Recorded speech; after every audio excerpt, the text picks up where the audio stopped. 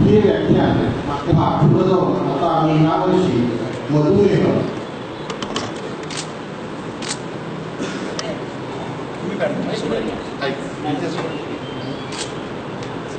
मधुमेहासारख्या आजाराने बऱ्याच लोकांना ग्रासलेला आहे।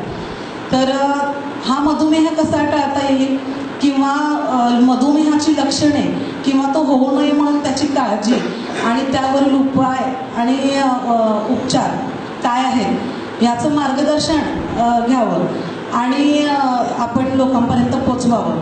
व्याख्यानाबरोबर नागरिकांना शुगर तपासणी फ्री मोफत ठेवलेली आहे। या पद्धतीनं मी आज या कार्यक्रमाच्या प्रमाणात एक सामाजिक बांधिलकी म्हणून मी माझ्या प्रभागातील लोकांसाठी किंवा राजारामपुरातील सर्व नागरिकांसाठी हा कार्यक्रम आयोजित केलेला आहे। पुढील काळात मी असेच सामाजिक कार्य करत मोठ्या प्रमाणात आरोग्याच्या पूर्ण समस्या व आरोग्याचे पूर्ण चेकअप हा मोठा कॅम्प मी राजारामपुरीत थोड्याच दिवसात मी घेतला जाईल व नागरिकांना आरोग्यासंदर्भात जागृत केलं जाईल। आहाराचा जेवढा विचार आयुर्वेदामध्ये केला गेला तेवढा आजपर्यंत कुठल्याही शास्त्रात केला गेलेला नाही आणि आयुर्वेद हेच आपलं परंपरागत चालत आलेलं भारतीय ऋषीमुनींनी भारतीयांवर प्रयोग करून त्याच्यातून औषधी वगैरे कल्प वेगवेगळे शोधून काढलेले आहेत। त्यामुळे ती जी औषधी प्रणाली आहे ती भारतीय मनुष्याला अतिशय उत्तमरित्या काम करते आणि म्हणून आयुर्वेदाचा प्रचार आणि प्रसार व्हावा याकरता आयुर्वेद व्यासपीठ या राष्ट्रीय स्तरावर चालवल्या गेलेल्या संस्थेतर्फे हे व्याख्यान आज इथं आयोजित होत आहे आणि महाराष्ट्र काउन्सिल ऑफ इंडियन मेडिसिनचाही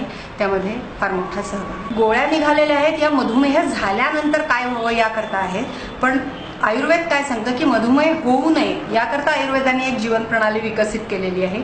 तर त्या जर नियमांचं तुम्ही पालन केलं तर तुम्हाला निश्चितपणे मधुमेह हा टाळता येऊ शकतो आणि तशी औषधं मधुमेहावर सुद्धा आयुर्वेदात आहेत।